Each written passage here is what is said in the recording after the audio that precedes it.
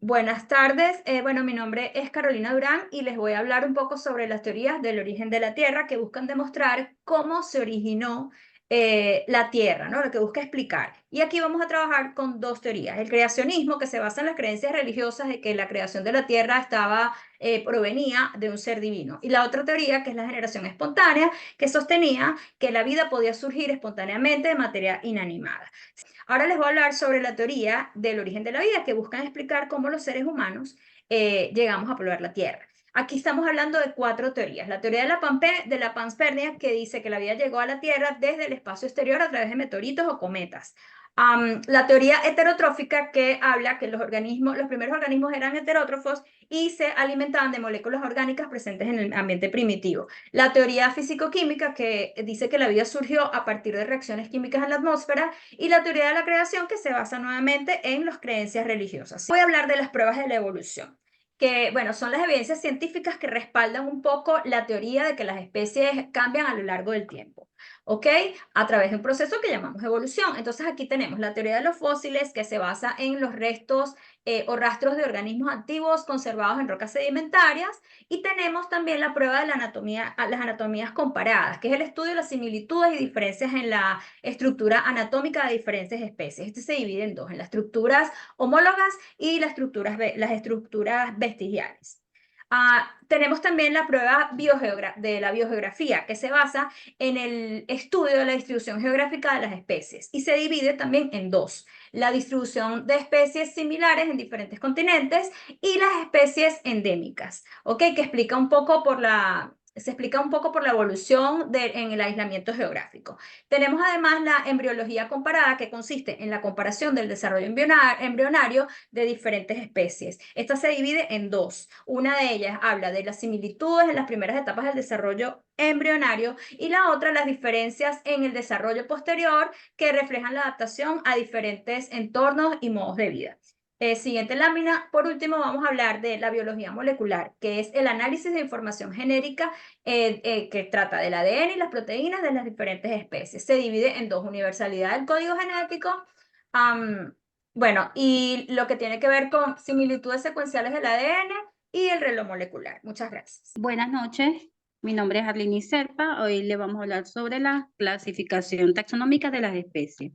Bueno, esta clasificación taxonómica de las especies es la que nos ayuda a organizar a los seres vivos de manera ordenada y, y jerárquica. El primer personaje en ordenar a los seres vivos fue Carlos Linneo, que él crea esta clasificación basada en los niveles jerárquicos de los cuales son los siguientes, que podemos mencionar estos que tenemos por acá, que serían dominio, reino, clase, orden, género, especie. Bien, en cuanto a los principales reinos en los que se clasifican los seres vivos, tenemos a Robert Whittaker, que él propuso la agrupación de estos seres. En cuanto a lo que son los reinos animales, que estos son biodiversos, ¿verdad?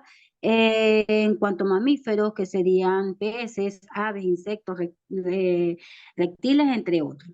Tenemos los reinos de las plantas o reino vegetal, que es un grupo de organismos pluricelulares y autótrofos, es decir, que ellos producen su propio alimento. Tenemos lo que es la parte del reino fungi, que es el reino de los hongos, y este reino, ellos viven y se desarrollan en la naturaleza, son inmóviles y suelen vivir en lugares húmedos. Tenemos el reino protista, que es el reino donde viven en medios acuáticos y terrestres como parásitos. Tenemos el reino arquea, Archea, y bueno, este reino él forma parte de los tres grandes dominios de los seres vivos, que es el arquea, bacteria y eucariota. Siguiente lámina, por favor. Bien, tenemos acá los caracteres taxonómicos. Estos son los que permiten identificar y clasificar las especies. En cuanto a lo morfológico, serían las características físicas de los animales, para verlos, como decir, a simple vista.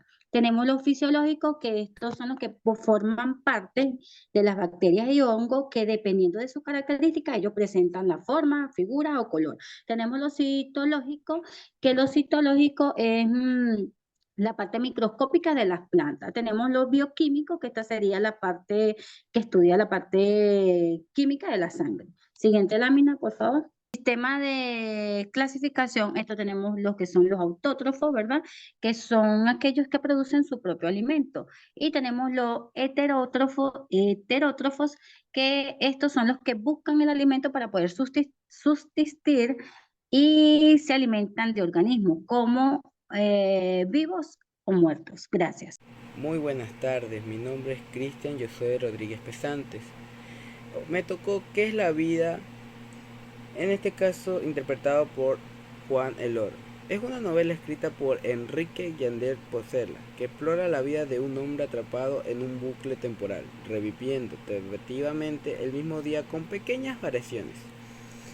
Esta obra surrealista invita a reflexionar sobre temas como el destino.